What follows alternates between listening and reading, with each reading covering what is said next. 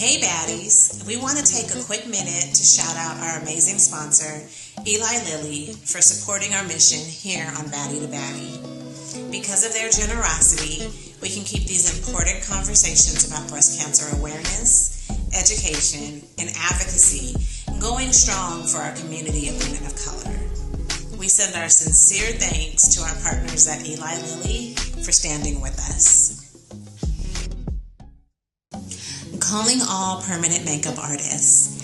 Discover how you can join our mission to empower breast cancer survivors of color with specialized permanent makeup services. It's more than makeup, it's a movement. Connect with us and find out how you can contribute to this empowering cause by visiting baddiebeautycollective.com. In return, you will receive free breast health education, permanent makeup trainings, and much more. The Baddie Beauty Collective is brought to you by For the Breast of Us, Artistry by Zuri, and PM Yukon. If you're a breast cancer survivor looking to boost your confidence and add a bit of swag to your new normal, this is your invitation to explore free and discounted permanent makeup services by artists trained in the specifics and nuances of skin for women of color. From eyebrows to 3D areola and scar transformation, join us and let your journey of empowerment begin. Check out the Baddie Beauty Collective, brought to you by For the Breast of Us, Artistry by Zuri, and PM Yukon by visiting baddiebeautycollective.com. Welcome to Baddie to Baddie, a monthly podcast by For the Breast of Us, the first breast cancer community for all women of color, where we share real-life experiences, information, and education to help you live your best life after a breast cancer diagnosis.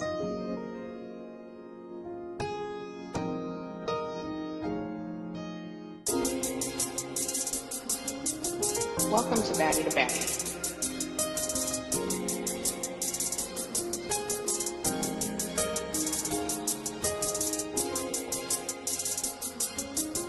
Welcome to Baddie to Baddie.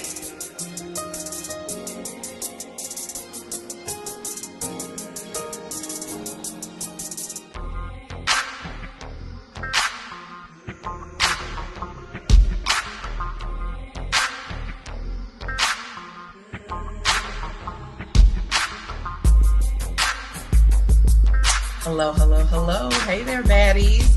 It is your OG, triple OG, plus size Baddie, April, coming to you live for this Baddie to Baddie production. And today we have another beautiful baddie that we are interviewing. Please welcome to the stage, Miss Tara. Hey, Tara, how are you, sweetheart? Hello. Welcome. I'm welcoming. Let's see. I'm giving you this nice welcome from Birmingham, Alabama. B-Ham, stand up. All right. Okay. Another Dirty South sister. All right. Okay. Well, I am here in Columbia, South Carolina, where it is, thank goodness, it's not as hot today as it was yesterday. I know it was hot in B-Ham yesterday, right? It was. In fact, it was very hot Tuesday as I was traveling back by train from New Orleans. We were 3 hours delayed because of the heat. Ooh. It was 100 degrees in Birmingham yesterday and also on Tuesday. And the tracks, they say, expand during heat, so the train had to travel a little slower. So, yeah. Wow. But it's so much. I couldn't be out here on my sun porch today if it was the temperature it was Tuesday and yesterday. But fortunately, we had a little rain, so the temperature is nice and mild this afternoon. So, yes. That's great. Well, safe travels. I'm glad that you made it back safely from New Orleans. How was your stay in New Orleans? Oh, it was wonderful. I traveled to New Orleans last Tuesday, and Thursday went on Carnival cruise to Cozumel. Then Monday and spent the night. That was a great way to go into my last treatment yesterday. Yes, I rang that bell. So I finished. All right. I finished radiation May 17th, and I celebrated that treatment with a trip to Key West. Nice. Yes, and then I celebrated this treatment, well, I entered into this treatment with a cruise and a trip to New Orleans, but I also celebrate the end of all of my treatments with taking my family to the beach. I leave tomorrow morning going to the beach. So yes. Yes, I love it. Yes. Which beach are you going to? So we're going to go to Orange Beach down in the area called Perdido.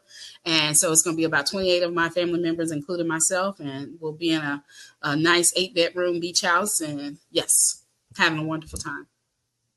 Girl, that is amazing. Congratulations to you.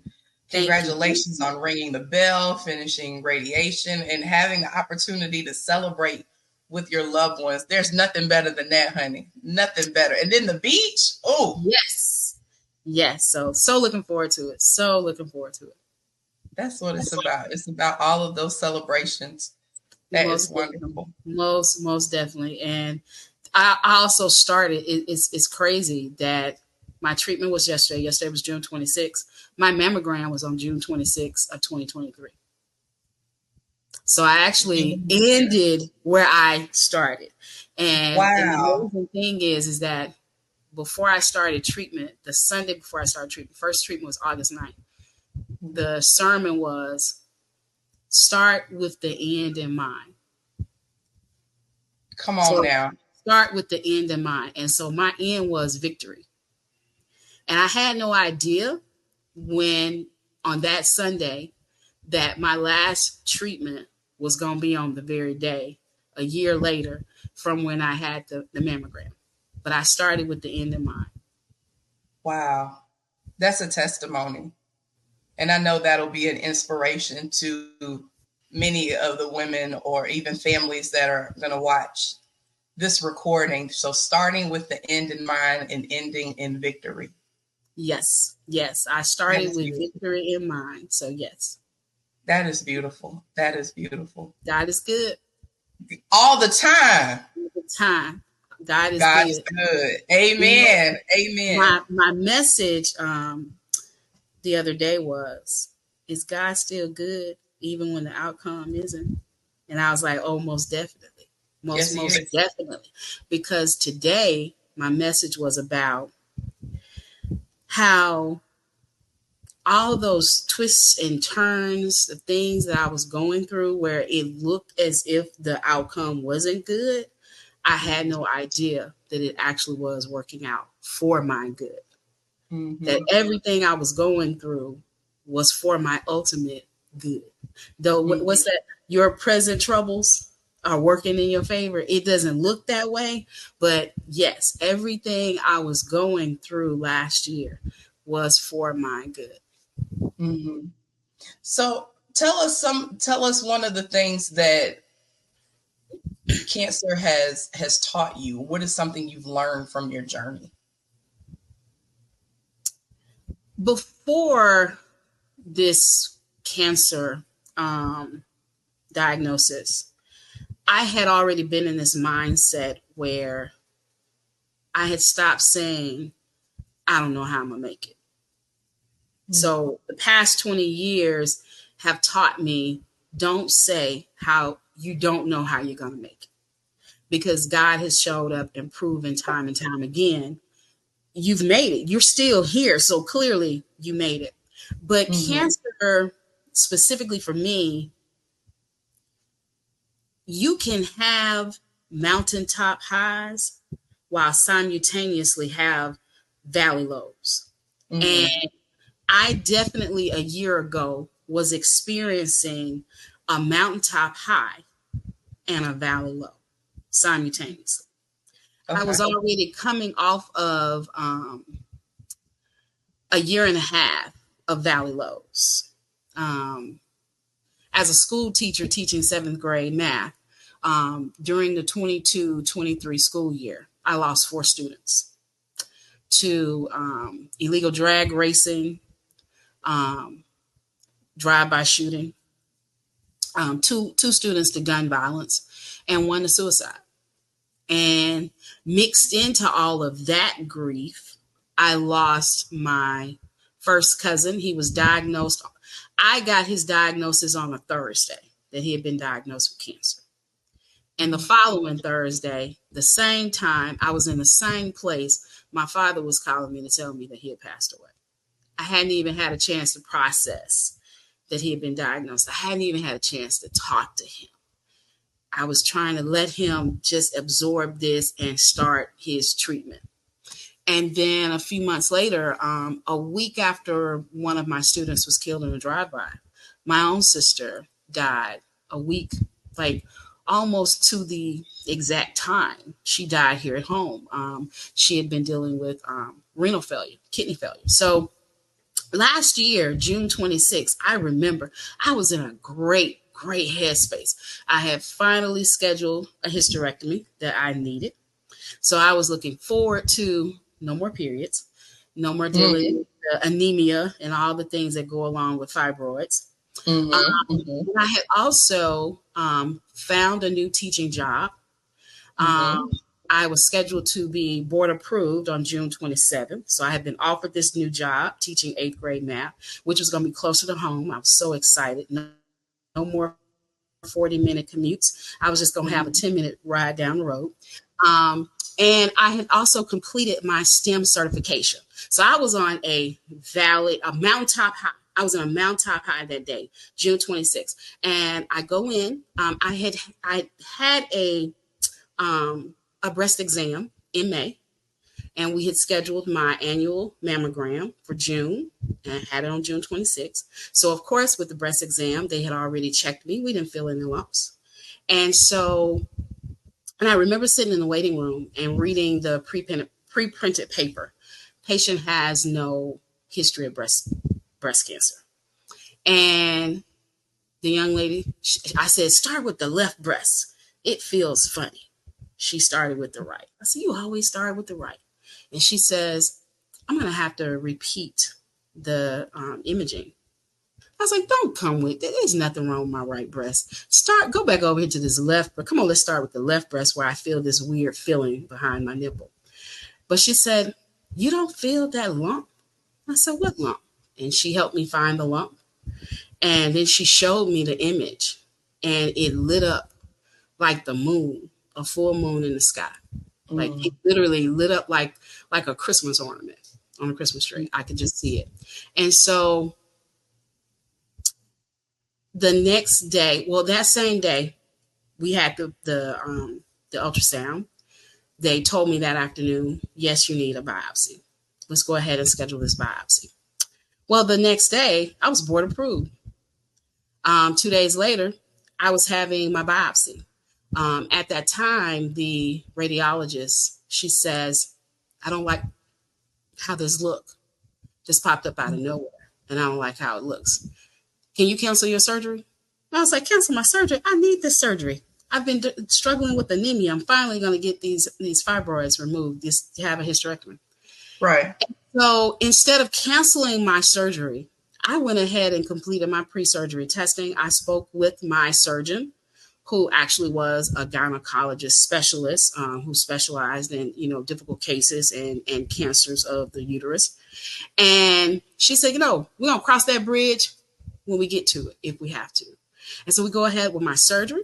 I go ahead and write my letter of resignation that weekend. So this was a Thursday, June 29th. I'm having the biopsy. I write my letter of resignation June 30th. I email it July 1st. I have my surgery on July 3rd. I come home on July 4th. I get the phone from my radiologist that it was cancer. Not only was it cancer, it was triple negative. Within that 1 month's time, I was trying to heal from a hysterectomy. And the day they called me, they was like, okay, you got an appointment in 8 days on the 13th. You're going to meet the whole team. They've already got a team together. They've got a treatment plan. So I didn't even have a chance to heal. I was 10 days after surgery, I was meeting with the team. Within a week after that, I was having PET scans, echoes. By the end of the month, the port was being put in. But also, I notified my new employer that the week that the port was being put in, that I was going to have surgery, because I couldn't just go in the cath lab and have the port put in. I had to have surgery. And so I told them, hey, I'm not going to be able to come in for the PDs, the professional development. And the first day of school is the first day of my treatment. That's all I know. All I know is this week I'm having surgery to put a port in. I'm also going to have another biopsy. And the first day of school is going to be my first day of treatment. I'm in a clinical trial. They haven't finished putting me in all the different arms of the study, so I don't know much. So here's my valley low. So my mountaintop high was finish my STEM certification, found a new job, got board approved. Valley low. Diagnosed with breast cancer, stage 2, invasive ductal carcinoma, triple negative. And the job offer, they rescinded it. They said that it was the substitute teacher shortage, that I wouldn't have FMLA as a new employee. And Alabama law requires that I be in school on the first day of school. And so the duality, I understood what the artist, John Baptiste, he was talking about the duality of life, accepting all those Grammys a few years ago, while at the same time dealing with his wife's, the leukemia coming back and coming back more aggressively. While he was accepting a Grammy, giving the best performance of his life, his wife was going through chemo. I fully understood what he said in that moment, the duality of life. Here I am. I'm so excited to start this new adventure. And boom, I'm hit with a cancer diagnosis. And now when I'm hit with a cancer diagnosis, now I'm going into the school year with no job. I'm going into treatment with no job. And I remember thinking, I remember friends saying, you need a job. You got to have insurance. And I was like, that's okay. I'll pay for Cobra. Cobra's $500. You crazy? You don't have a job. I was like, but my brother says he will pay for it. Well, I'm going to tell you something. Just as the Cobra, I should have been applying for the Cobra, sending these people my money. They sent it back. They rejected it. They said that I was eligible for Medicare.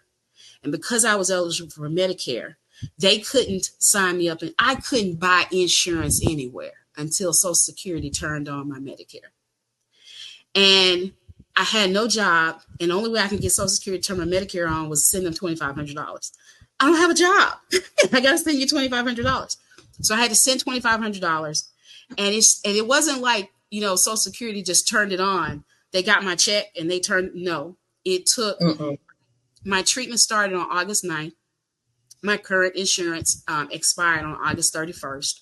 So September 1st, I was going into the second 6 weeks of my treatment. And I didn't have health insurance. In fact, Social Security did not reinstate my health insurance until just before Thanksgiving. So, yes. But here's another thing that cancer taught me.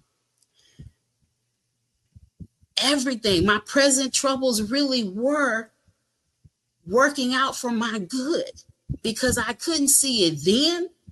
But having them to deny my Cobra meant that I didn't have a $500 monthly premium, because Medicare premium is $174. And yes, it hurt to send them that $2,500.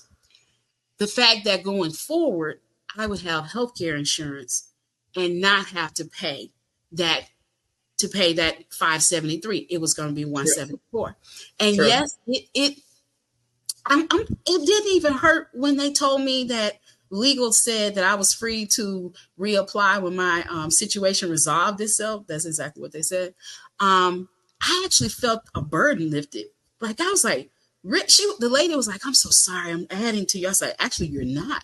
I said, why do I feel so free? I said, well, I don't have to write no lesson plans. I ain't got to worry about trying to get ready to teach no new, grade, subject matter. I can stop making all these copies. I don't have to do anything. And I can go through, I went through treatment without having to deal with, it was just peaceful. It was just so peaceful. And even the fact, because 2 years prior, in January of 2021, in the right breast, I'd had calcification pop up on a mammogram. Okay. And I had the biopsy and it was benign. But before having the biopsy, so I didn't really understand this. And this is part of I want to do for advocacy, is helping people to understand that process. Because usually as women, we either have our primary care physician or our gynecologist to schedule the mammograms. And then, if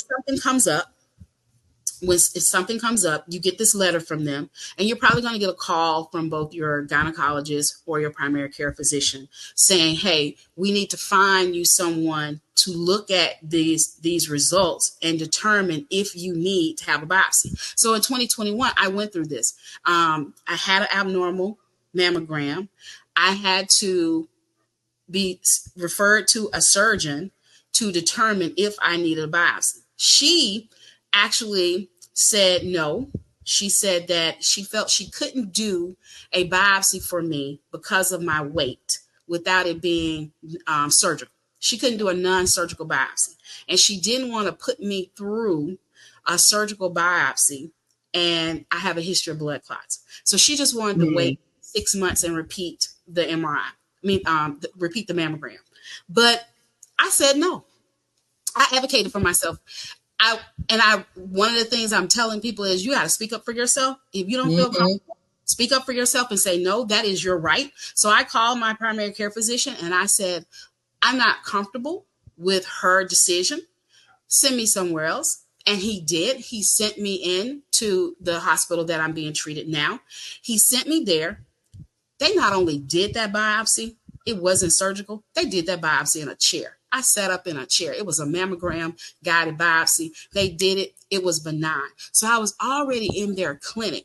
And so this cancer diagnosis helped me to see how different things were from 2021 to 2023. Because in 2023, I go in, I have a mammogram. That very afternoon, I'm given an ultrasound. I don't leave. They're like, wait, we need to look at this closely. I get an ultrasound.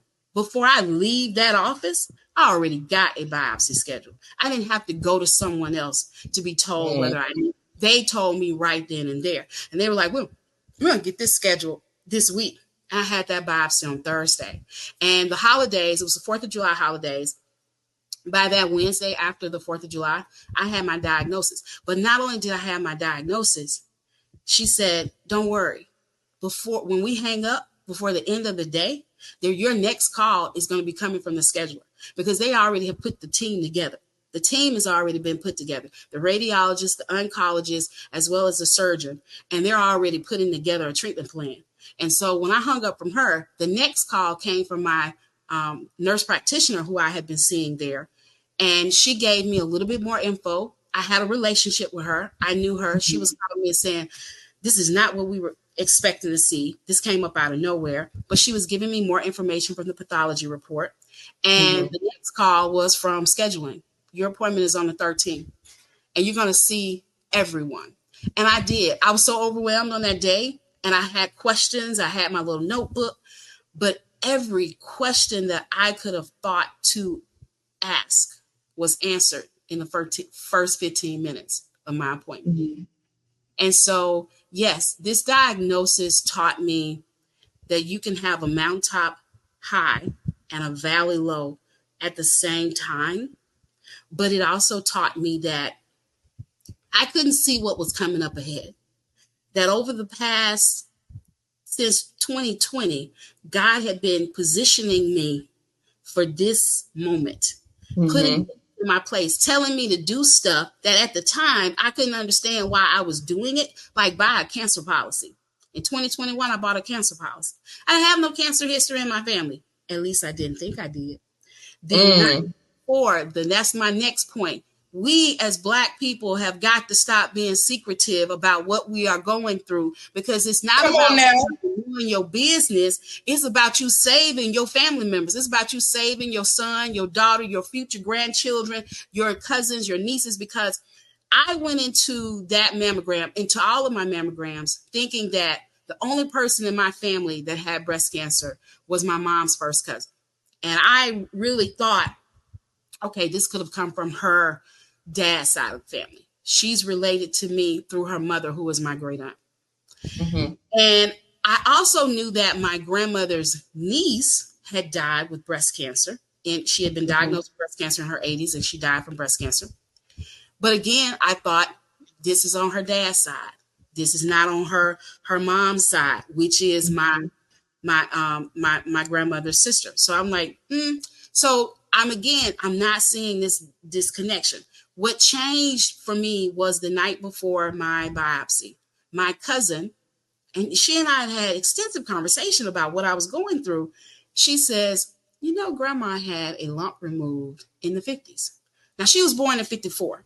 So she didn't know the extent of the conversation or the extent of what my grandmother's diagnosis was. She just remembered at that moment that my grandmother had had a lump removed. So I went to my mom, who's 86, and my mom says, it wasn't cancer. I said, okay, maybe it wasn't cancer, but did she have something removed from her breast?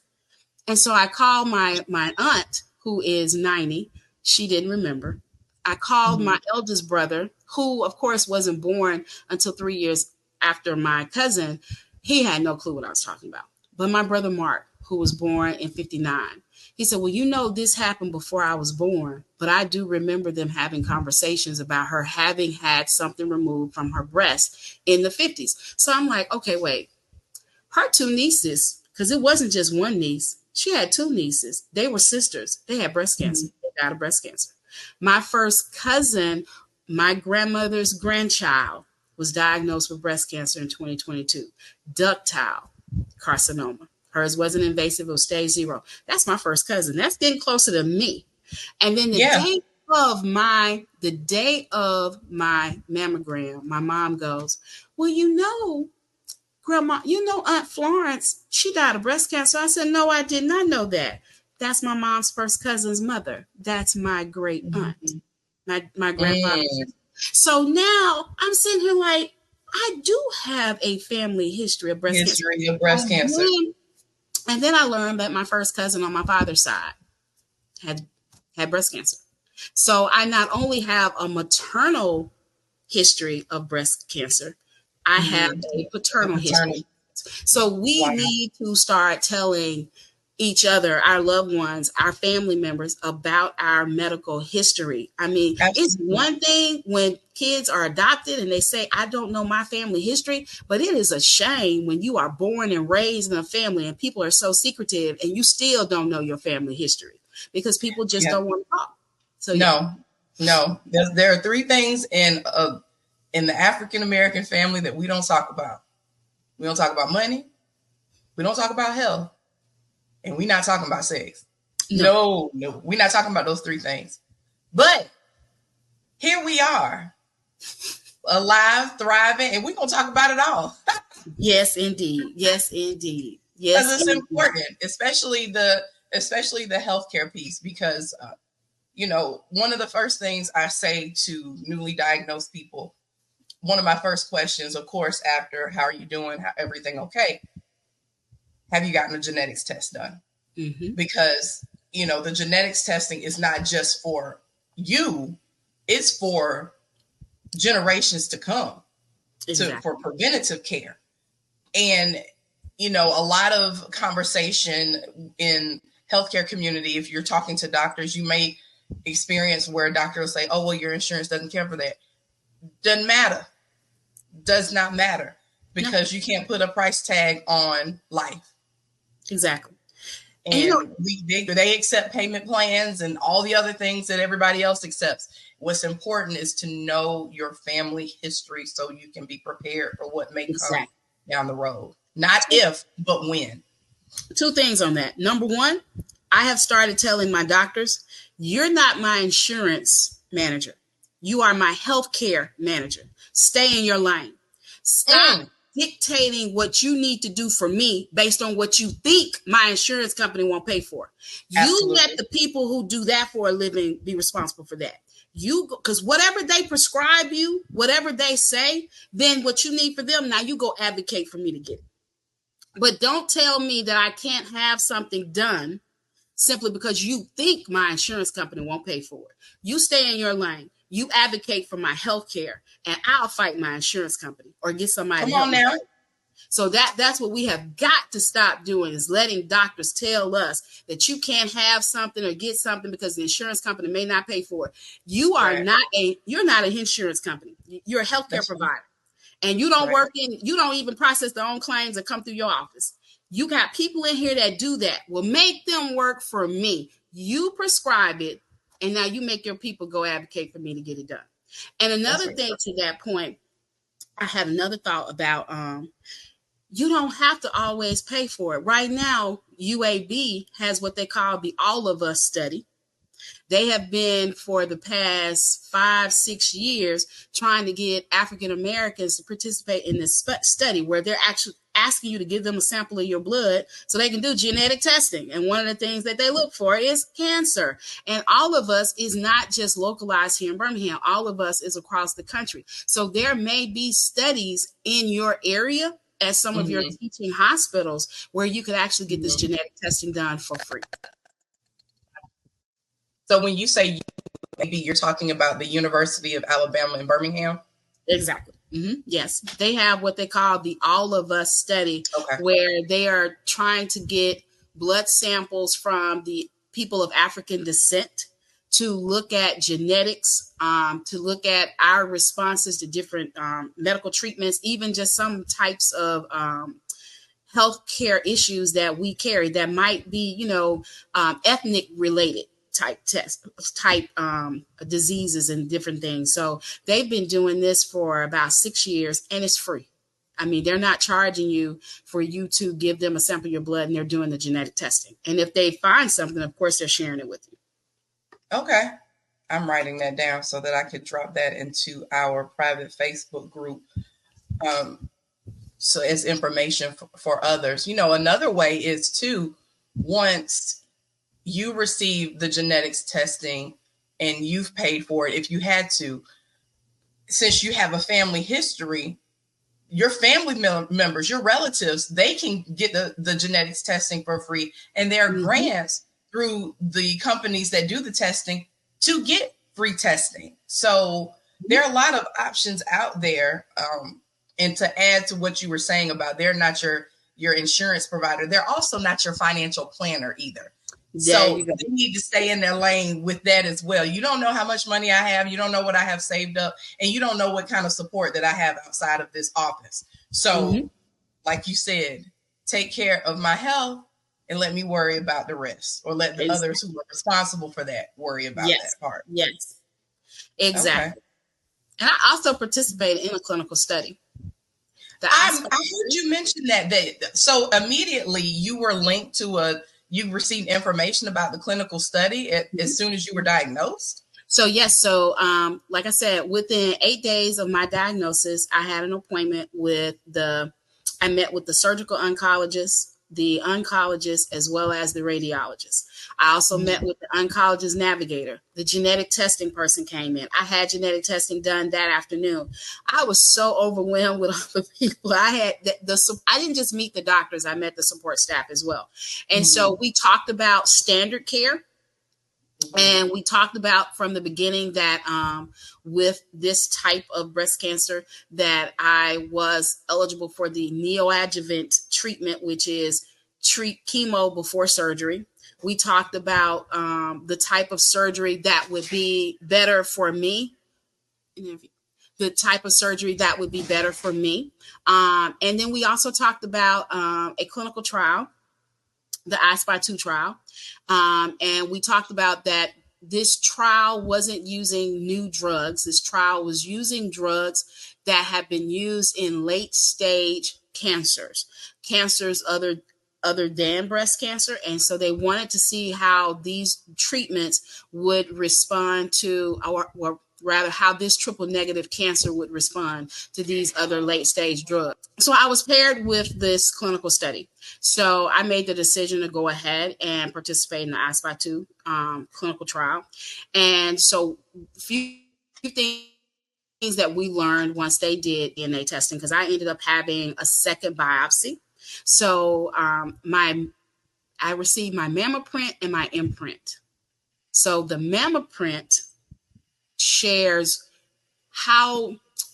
what is your risk of recurrence. So my mamma print indicated that I was high risk for recurrence within 5 years. My imprint confirmed that I would be eligible for chemo before surgery, but more specifically that I would be eligible for immunotherapy.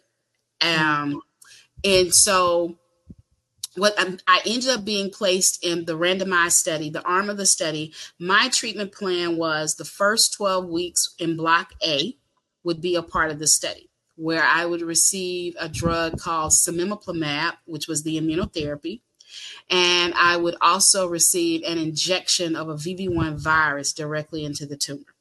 I called it the alien virus because it reminded me of that TV show called V from back in the 80s that used to come on NBC. And so every time they would come in, they was like, what are we about to do to you? I said, you're about to inject me with this alien and virus. Hopefully I won't be glowing in the dark. So I had to have humor. And that's another thing I learned is that you can't get into this woe is me. You have to be positive. You got to think positive. Every treatment, my focus was not on treatment. My focus was on what type of shoes I was going to wear, what new Jordans I was going to buy, and what outfit I was going to pair with that. And my students were like, Miss Ransom, just put on something comfortable. I said, I got to look good. I can't look like a patient. So that's what I did. I had 4 treatments over 12 weeks. And every treatment, my doctor, she was like, you coming up in here with some kicks every session. So yes, so you got to think positive and you got to find something that's going to help you to feel good about yourself and think positively.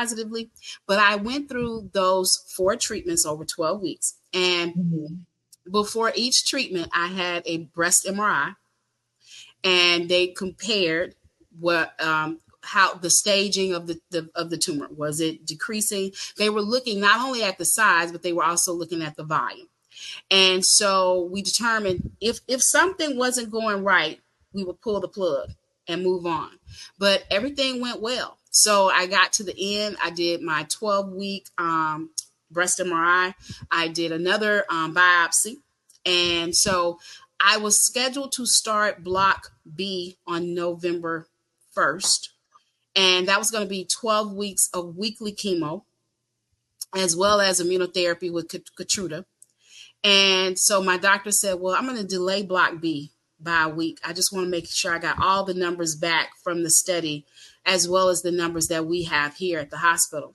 And she called me the day before I was supposed to start block B and said, you've been approved to go to surgery. We're not going to block B. And she had started off she started off in August saying, you're going to block B.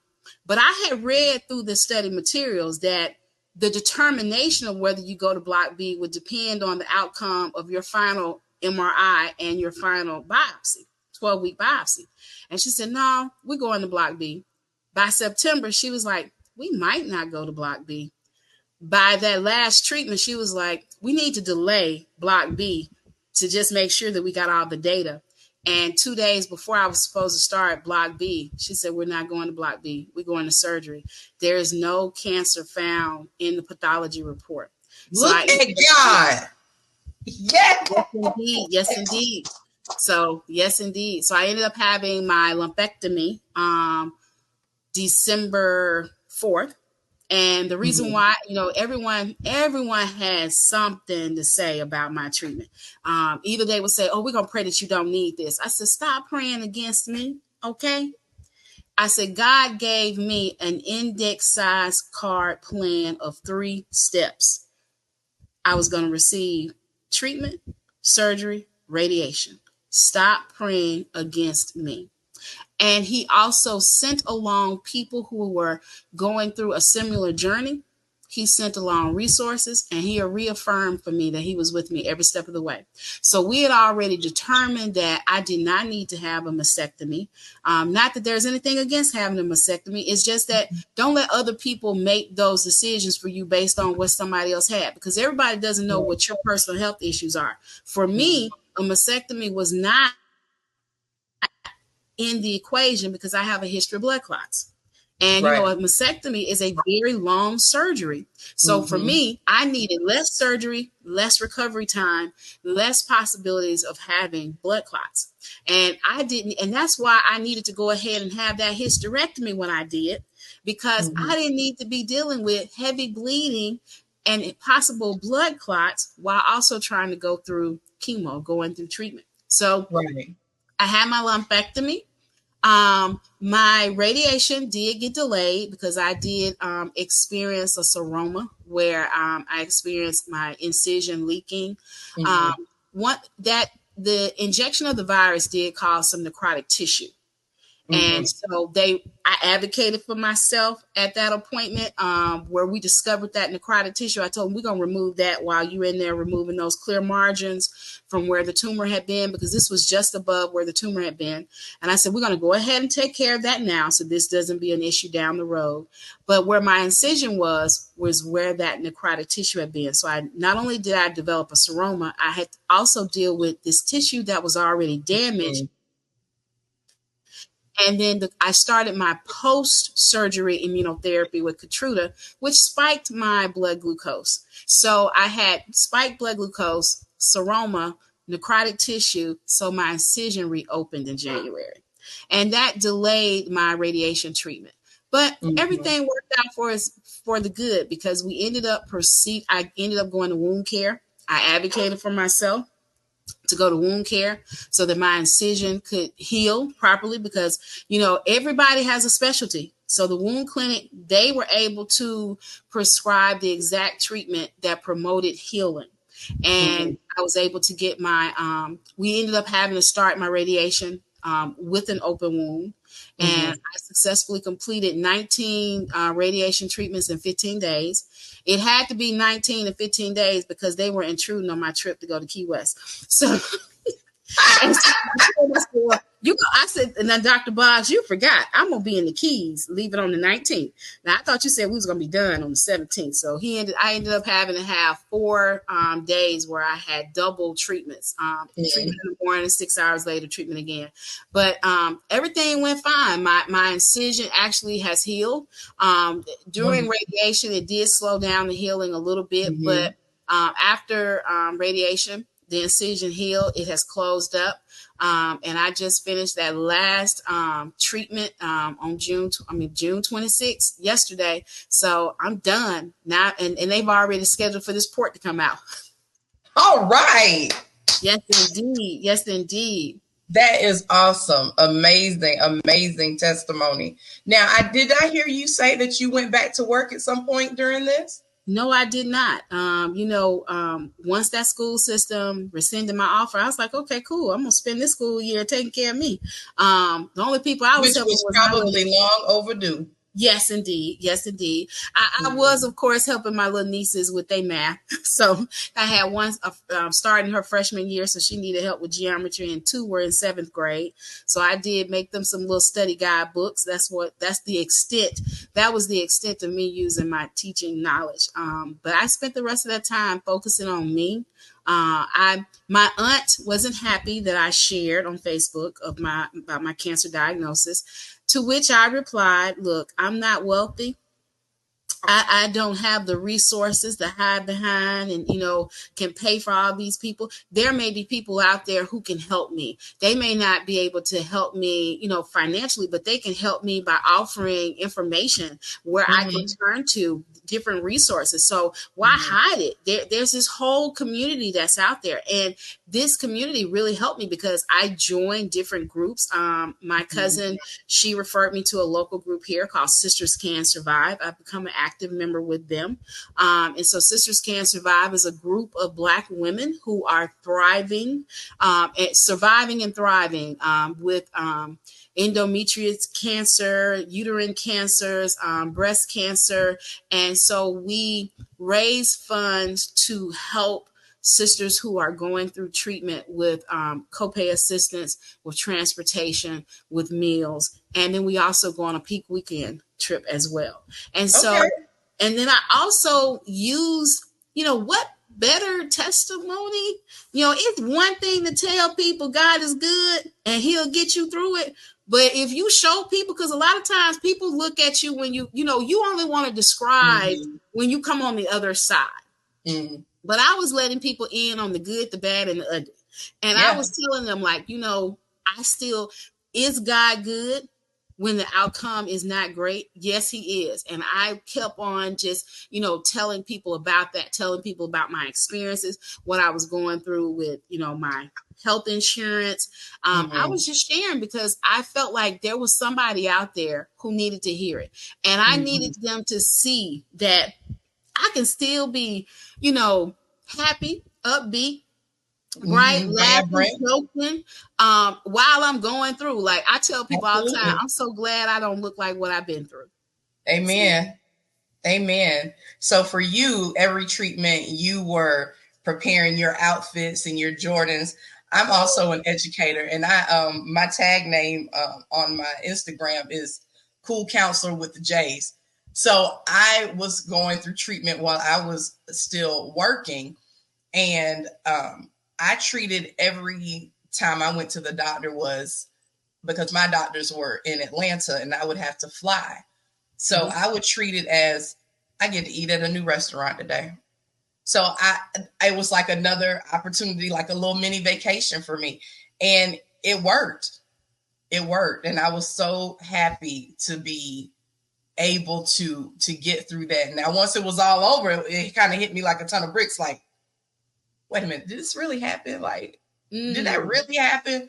But it was okay because, again, there were so many blessings that came from the diagnosis. There was so much good that came from the diagnosis. Even today, us being able to have this conversation for you to share your testimony and to share how, although you had some low moments, all of it was for the good of God. Yes. Oh, it was so awesome. Yes. Thank you for sharing. So now that you have found For the Breast of Us, you are officially a breast cancer baddie. Welcome to our tribe. Welcome to our community. We are happy to have you.